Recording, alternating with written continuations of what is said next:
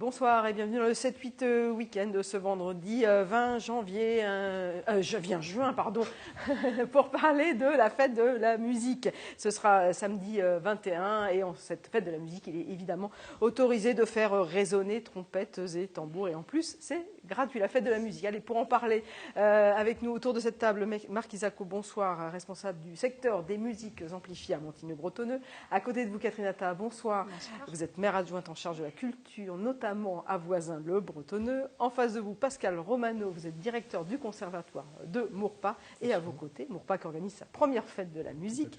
Et à vos côtés, Jean-Marc Lerudulier, vous êtes maire de Buc pour nous parler et de la fête de la musique. Et puis vous resterez un petit instant encore avec nous pour parler de la 8e nuit de l'opéra qui aura lieu dans une grosse semaine. Alors on va commencer cette fête de la musique. Honneur à Maurepas, honneur aux petits nouveaux qui arrivent. Maurepas, donc première fête de la musique. Pascal Romano, d'abord pourquoi pas de fête de la musique avant ? En fait, nous étions dans un autre format, autour de la fête de la ville. L'équipe municipale arrivant nouvellement a souhaité insuffler une nouvelle dynamique et donc nous a demandé de rassembler les énergies dans le délai le plus rapide. C'est ce que je voulais dire parce que les élections étaient fin mars.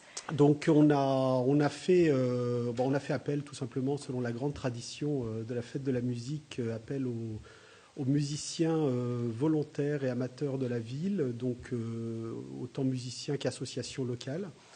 Et puis on a réussi alors à monter un format de démarrage, on va dire, un premier format qui se passera donc demain, mais dans un format original puisque relativement court et dans un horaire... Sera 1 heure, entre 10h et 11h. Voilà, donc et dans un horaire de fête original aussi, puisqu'on fait ça... sur un créneau où la ville est un petit peu en ébullition autour du marché de Maurepas, autour de la vie économique un petit peu et commerçante de la ville. Donc le matin à 10h, voilà, un format d'1 heure, mais malgré tout avec un programme relativement riche. Alors qu'est-ce que vous allez proposer? Alors on part de Schubert et on arrive à nos jours, en passant par, on a les chœurs de la Pléiade qui vont nous faire quelques variations autour de la truite de Schubert.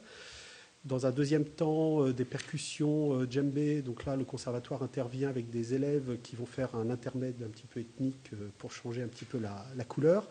Et puis, nous allons clôturer avec le chœur Crescendo qui, eux, vont chanter autour de chansons des années 50 jusqu'à nos jours.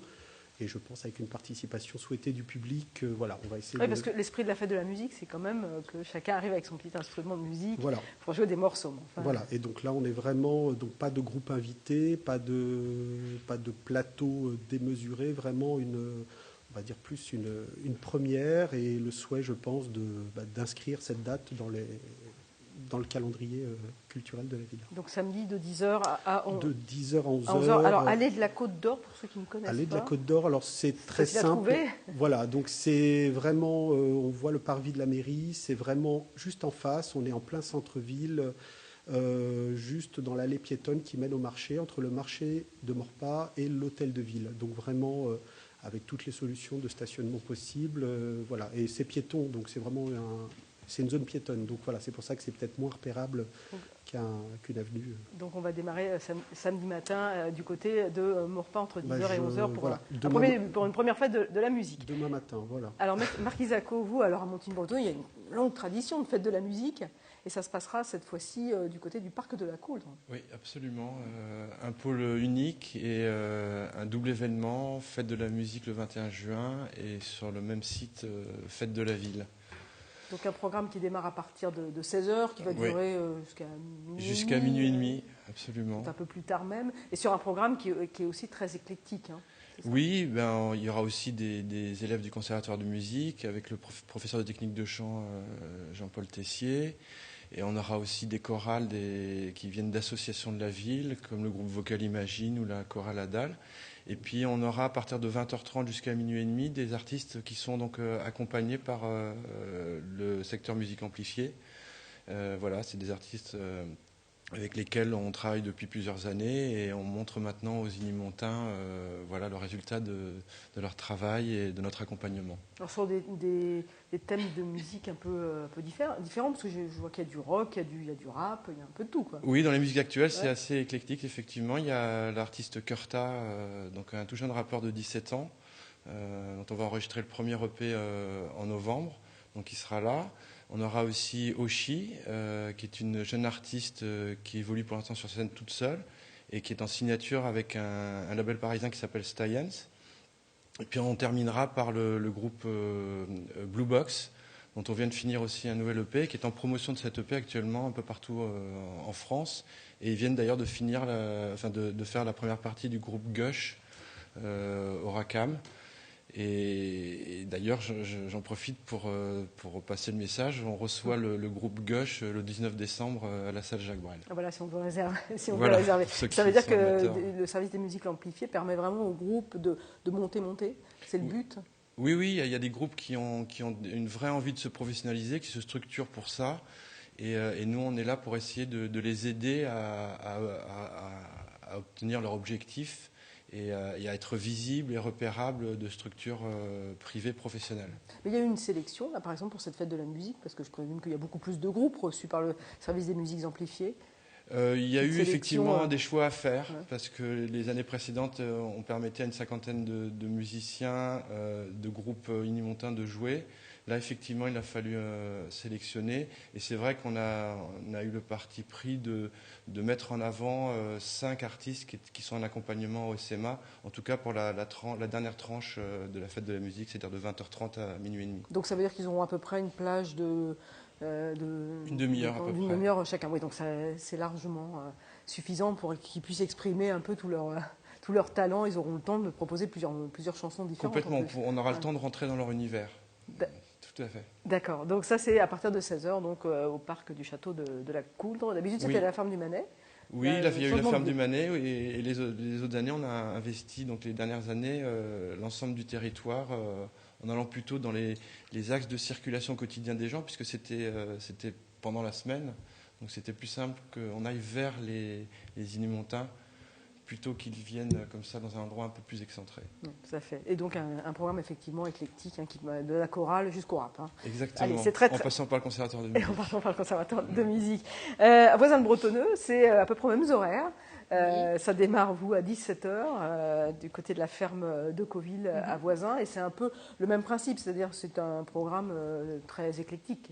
Tout à fait. En fait, Voisin est une ville riche de ses associations. Donc, ce qu'on souhaite faire, c'est de permettre, lors de cette fête de la musique, de mettre en valeur en fait toutes les pratiques musicales qui existent sur le territoire.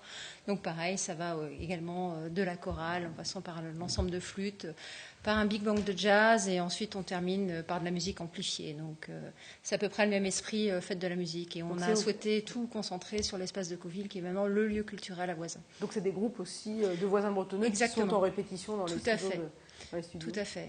Soit ils sont issus de l'association Métasauce, donc ils enregistrent et pratiquent dans les studios, soit d'une autre association, en fait, Multison, qui fait plus, qui essaie de grouper les différentes pratiques pour que les gens puissent s'exprimer en scène devant un public, ce qui n'est pas toujours le cas lors de l'année, quoi.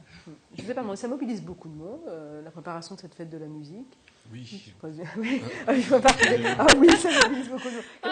Oui, d'abord tous les services culturels, parce que c'est une fête qui se fait en préparation. Enfin, on ne démarre pas le 21 juin. Enfin, il y a quand même un rétro-planning assez conséquent. Donc, chez nous, c'est un peu sur la base du volontariat. On essaie qu'il n'y ait pas trop de doublons et que tout le monde, en fait, on a limité les créneaux à une demi-heure pour faire plaisir à tout le monde. Donc, les créneaux sont limités à une demi-heure.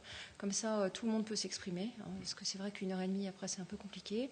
Et en fait, oui, c'est quelques mois avant, et avec un partenariat avec le service logistique, le service culturel, et les associations elles-mêmes, en particulier Métasauce à Voisin. Pareil, ça mobilise aussi beaucoup de monde. Oui, plusieurs services de la ville, évidemment les services techniques, ils font un superbe travail, le service événementiel, donc l'ensemble du service culturel, effectivement. Donc oui, c'est beaucoup d'agents de la ville qui sont fédérés autour de ce projet et fait, comme vous le dites, sur plusieurs mois. Alors on va passer à Jean-Marc Lerudulier, à Buc, pour cette dernière fête de la musique. Alors vous, c'est plus quelque chose autour de l'art lyrique et des enfants. Alors nous, on a effectivement changé parce que la volonté... Alors vous, c'est pas les musiques amplifiées, c'est non, pas... Non, pas du tout. La volonté de la ville, c'est de travailler avec nos jeunes et nos enfants autour de projets culturels. Alors l'année dernière déjà, il y avait eu un très riche projet culturel qui était la création de la fameuse bande dessinée Ma ville en bulle, qui avait été encadrée par 2 dessinateurs professionnels, Fred Vigneault et Roch. Et c'était une opération qui avait extrêmement bien marché. Donc cette année, pour la fête de la musique, on a... La tête dans les nuages. Ah oui, alors ça s'appelle La tête dans les nuages. Pourquoi ? Parce qu'effectivement, les enfants, on a essayé de les regrouper autour d'un projet culturel et pédagogique avec effectivement pour double axe l'art et le patrimoine. Et cette année, c'est donc l'opéra et la ville. Alors la ville, c'est son passé aéronautique, bien sûr. C'est pour ça qu'il y a un petit côté la tête dans les nuages. Vous savez que Buc, c'est la ville berceau de l'aviation. Au moins, on l'appelle comme ça parce que c'est vrai, je pense. Et que cette année, 2 classes d'un groupe scolaire de CM1 et de CM2 ont travaillé toute l'année sous la direction mince. Je ne peux pas vous aider.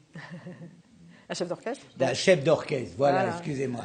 Sous la direction d'un chef d'orchestre, M. Sylvain Odinowski, qui est compositeur, metteur en scène et chef d'orchestre, et qui a aidé toute l'année à aider les élèves à travailler sur tous les aspects de la création d'un spectacle musical. La musique, le chant bien sûr, et également la mise en scène, les costumes, les... Oui, parce que ce spectacle-là qui est présenté samedi, c'est un spectacle qui effectivement depuis le mois de septembre, vous travaillez dessus. Tout à fait. Alors ce spectacle sera présenté au Théâtre des Arcades de Buc. Je pense qu'il y aura énormément de monde qui viendra jouer et qui viendront voir leurs petits copains d'école et puis les petits copains de la ville jouer ce spectacle. J'ai assisté tout à l'heure à une répétition et j'étais très étonné par la sagesse de ces élèves, c'est CM1 et CM2. Bon. Et puis, on a une classe aussi de 6e du lycée franco-allemand qui, pour les chants aussi, s'intégrera, mais ça dans la partie opéra du 28 juin. D'ailleurs, est-ce que c'est beaucoup de temps de préparation, cette fête de la musique, pour les groupes ? Est-ce que les groupes se préparent vraiment pour cette fête de la musique ? C'est spécifique ? Est-ce qu'ils font, par exemple, des choix dans les titres de leurs morceaux pour que ce soit le plus populaire possible ? Alors, quand c'est des groupes qui sont purement amateurs, oui, c'est souvent l'aboutissement du travail de la saison ou un objectif de travail. Voilà. Pour les groupes qui sont plutôt en voie de professionnalisation, qui déjà tournent tout au long de l'année, c'est une des étapes. Et pour les groupes unimontains qui sont dans ce cas-là, c'est une étape agréable parce qu'ils jouent dans leur ville. Voilà. Même question, Catherine. Est-ce qu'il y a un travail qui est fait, ou une demande, en tout cas, qui est faite de la part de la municipalité, par exemple de voisins, au niveau des groupes, de choisir peut-être des chansons un peu particulières, des titres ou des... Non, nous leur laissons toute l'attitude du choix du programme. En revanche, ce qu'on peut constater, c'est que souvent, comme je vous ai dit, on limite à 1 demi-heure chaque passage de groupe, et souvent, donc, c'est un extrait de leur spectacle de fin d'année. Par exemple, c'était le cas hier, je suis allée écouter l'harmonie de Saint-Quentin au Manet, et donc là, ils vont reprendre 5 titres qu'ils ont déjà joués hier, vous voyez. Donc c'est plutôt une sélection, on va dire, de spectacles qu'ils font. Assez voilà, ça doit être joyeux, voilà, festif, exactement. C'est la fête de la musique, quoi. Oui, par exemple, là, l'harmonie, c'est sur le thème de musique de film, donc c'est quelque chose, un peu sympathique, tout le monde s'y retrouve. Le but, comme vous le disiez, c'est de faire une fête de la musique tout public. Tout public. La fête de la musique, forcément, dans le mot fête de la musique, il y a de la musique. Est-ce que vous-même, vous êtes musicien ? Je me trouve Pascal Romano, il va me dire, bah oui, bien sûr, je suis directeur de conservatoire. Forcément, un directeur de conservatoire, il est musicien. Moi, je suis pianiste. Pianiste, d'accord. Est-ce que vous jouez, vous, d'instruments de musique, Marc ? Oui. Oui, je suis guitariste et auteur-compositeur et interprète. Alors, personnellement, j'avais fait partie d'un groupe vocal, mais là, j'ai un peu moins le temps depuis quelques mois. Donc, Catherine Nathan, on ne vous entendra pas ce samedi chanter ? Non. Non ? Vous n'avez pas été sollicité pour faire non. Pour pousser la chansonnette ? Non.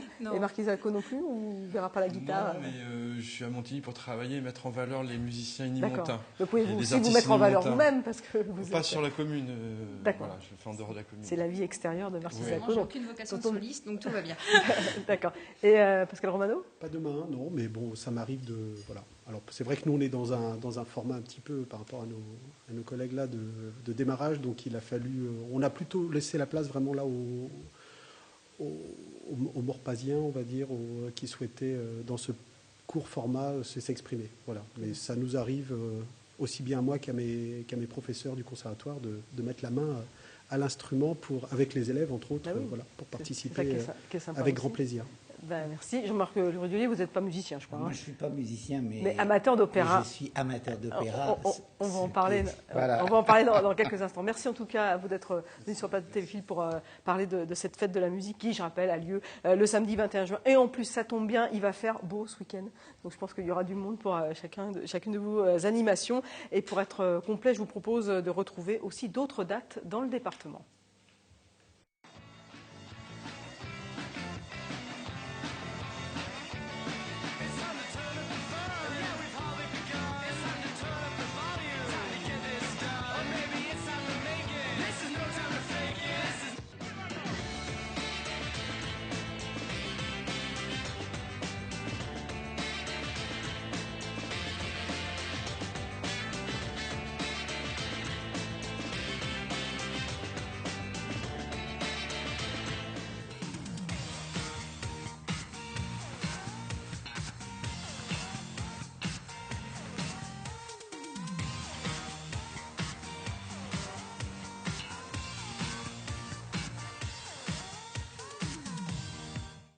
Voilà, et parmi toutes ces dates proposées, vous avez bien sûr noté que la ville de Rambouillet proposait plusieurs pôles musicaux. Et pour ne manquer aucun concert lors de cette fête de la musique à Rambouillet, une application web Fête de la musique a été développée par le réseau du son du coin en partenariat avec l'usine à chapeau. Programme en temps réel de la fête de la musique à retrouver sur sa tablette ou son smartphone. Et parmi les fonctionnalités, une géolocalisation de chaque scène, une fiche par artiste, la liste des concerts en cours. Bref, c'est très complet pour ne pas manquer la fête de la musique à Rambouillet. Et puis, dernier clin d'œil concernant cette fête de la musique, cela concerne l'initiative de l'association Artisans du Monde de Saint-Quentin en Yvelines qui organise une journée fête de la musique, donc de 10h à 18h ce samedi, devant sa boutique de Trappes. Et tous les musiciens qui viendront jouer se verront offrir un rafraîchissement. Alors sortez vos instruments, rendez-vous devant la boutique Artisans du Monde à Trappes. Allez, nous allons rester dans le domaine musical. Dimanche 22 juin, le théâtre de Saint-Quentin en Yvelines accueille dans le cadre de la 12e édition d'Enfants en scène 300 écoliers de l'agglomération accompagnés d'un orchestre professionnel pour un concert unique d'un conte musical par ici les enfants. Dernière répétition avec Aurélia Debussy. Sensibiliser les plus jeunes à l'art lyrique, un projet annuel que mène depuis plus de 10 ans l'association pour la promotion de la musique classique à Saint-Quentin-en-Yvelines. L'opération intitulée « Les enfants en scène » réunit cette année plus de 300 jeunes des écoles de l'agglomération. Ce projet a démarré en 2003. L'idée, c'est de transformer, entre guillemets, les populations en public.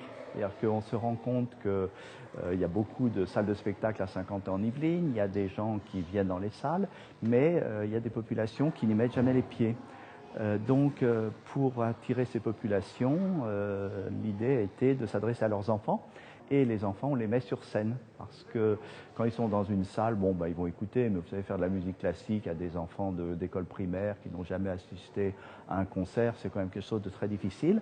En revanche, les faire travailler une œuvre et les faire chanter et les mettre sur la scène, eh bien là, c'est tout autre chose parce que les parents viennent assister au spectacle et ils découvrent la salle et ils découvrent les spectacles.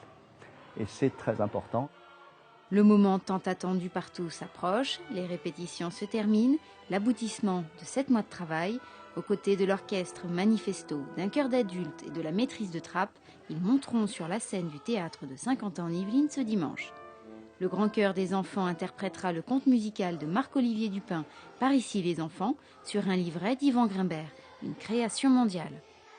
J'écris avec l'idée que ça va être chanté et que ça va être mis en musique et qu'il faut travailler à ce que les mots, les paroles invitent à la musique. L'idée, c'est un texte accessible à des niveaux différents de lecture pour les enfants, pour des petits, pour des plus grands, pour des adultes.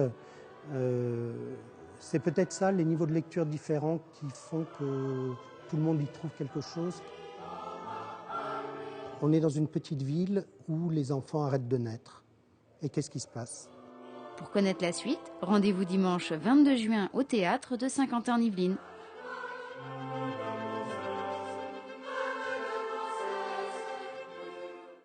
Allez, on va rester encore dans le domaine de la musique, mais cette fois-ci, on va se rendre sur le samedi 28 juin, c'est dans une semaine. On va chanter en plein air au château de Buc, pardon. C'est la nuit de l'opéra, 8e du nom. Jean-Marc Lerudulier, vous êtes resté en plateau avec nous pour nous parler justement de cette nuit de l'opéra au programme Rigoletto de Verdi. Oui. Alors d'abord, quand je vous ai demandé si vous jouez d'un instrument de musique, vous m'avez dit non, mais j'aime beaucoup l'opéra. La nuit de l'opéra, c'est votre inspiration? Ah oui, ça c'est vrai que ça fait 8 ans que ça dure et j'espère que ça va continuer. On a déjà le programme de l'année prochaine et on a déjà le programme de 2016. Alors l'année dernière, c'était Aïda. Alors l'année dernière, c'était Aïda. Là, c'est à nouveau Verdi. Là, et c'est à nouveau des airs, j'allais dire, assez connus. Oui, quoi. Oui, c'est Rigoletto cette année. Je pense que, alors c'est toujours joué par la troupe internationale Europa Classica de Bad Schwalbach sous la direction artistique de Michael Vaccaro. Cette année, les chœurs sont accompagnés par l'orchestre du Théâtre national de Constanta, qui est en Roumanie, et sous la conduite d'un chef d'orchestre féminin, Sibylle Wagner. C'est bien. Honneur aux femmes. Voilà. Honneur aux femmes. Alors je vous arrête un petit instant pour ceux qui ne connaissent pas Rigoletto de Verdi, mais vous allez forcément reconnaître ce l'air est très très connu. On va écouter un extrait de La Donna è mobile. La donna è mobile, qual piuma al vento, muta d'accento e di pensiero. Sempre una labile, leggiadro viso, il fiato il riso e menzognero. La donna è mobile, qual piuma al vento, muta d'accento e di pensiero. J'aurais pu vous faire reprendre, parce que vous étiez en train de hocher la tête. Donc Rigoletto de Verdi, voilà. On a entendu La Donna è mobile, Pavarotti, c'est évidemment très très connu. Alors d'ailleurs, pourquoi toujours des œuvres très connues pour rassembler Parce que je pense qu'effectivement, c'est pour rassembler un maximum de personnes. Alors, c'est vrai que je crois que l'opéra qui a le plus marché dans les 8 représentations qu'on vient de faire, c'est Carmen. Alors Carmen, c'était je crois le classique. C'est le classique et je crois que ça a été quelque chose d'important. Et alors des airs connus bien sûr parce que cet air est très connu et ça permet de regrouper un maximum de personnes autour du thème de l'opéra dans le théâtre de verdure du Alors Château en plus, de Buc. c'est donc chanté en extérieur. Ah oui, c'est chanté en extérieur. Ça veut dire qu'il y a des contraintes techniques qui, je pense, sont très importantes. Il y a des contraintes techniques importantes, c'est sûr. C'est en extérieur, c'est face au château. C'est dans un cadre idyllique. Et vous avez un plan B. Alors, il va faire beau ce week-end, ça va bien. Quand il ne fait pas beau, il y a toujours un plan B, non? Non, alors là, c'est là que ça gêne un peu, c'est qu'on n'a pas de plan B. D'accord. Mais ça fait. Mais là, il fait beau. Bon, ça donc fait 7 ans qu'il fait beau. Ça mobilise beaucoup de monde. Outre évidemment la troupe de professionnels. Ah non, la troupe de professionnels, mais ça mobilise beaucoup notre service culturel qui. Alors évidemment, au bout de la 8e année, il y a des acteurs de répétition qui se font très facilement, mais ça nécessite quand même un travail important et un investissement de tout le personnel, y compris le personnel administratif qui donne un coup de main lors de la soirée de représentation. Et c'est un investissement financier important aussi, de faire venir. C'est un investissement important, mais qui est comblé, si vous voulez, par tous nos sponsors qui sont toujours présents et qui répondent chaque année. Ça fait 7 ans que ça dure. Et chaque année, on a de nouveaux sponsors. On ne va pas les citer. Non, c'est la grande question du moment, c'est les intermittents du spectacle. Pas de problème de votre côté? Non, assuré. Espérons que non, ça sera assuré, je pense qu'il n'y a pas de problème. On vient de voir à l'instant ce reportage de la radio de BC sur le travail qui est fait avec les écoliers de 50 ans en Yvelines sur la scène du Théâtre National. Est-ce que vous, du côté de Buc, sur cette nuit de l'opéra, vous associez aussi les enfants de la commune? Alors, ils viennent peut-être pas chanter avec les professionnels sur scène. Alors, cette année, pour la première fois, on a une classe de 6e du lycée franco-allemand, puisque sur le territoire de Buc, on a la chance d'avoir un lycée franco-allemand, et une classe de 6e chantera avec les chœurs. Et puis, depuis 2 ans déjà, on avait la participation d'une classe, d'un groupe scolaire qui faisait une classe à thème culturel et dont l'institutrice adore aussi également l'opéra. Et les enfants seront figurants dans Rigoletto également. Ils en sont très heureux. Bon, alors dernière question, rapidement. Vous nous avez dit le programme est connu l'année prochaine. Donc Rigoletto pour cette année, de Verdi, vous savez, l'année prochaine? Alors, c'était le piège. Là, vous me piégez, mais je connu. sais que celui de 2016, c'est Madame Butterfly. D'accord, Madame Butterfly, oui, voilà. tout à fait. Merci en tout cas Jean-Marc Lerudulier d'être venu sur le plateau pour nous parler de cette 8e nuit de l'opéra. Donc ce sera samedi 28 juin. Cette édition du 7-8 Week-end est maintenant terminée. Merci de l'avoir suivi et surtout, bonne fête de la musique à vous tous.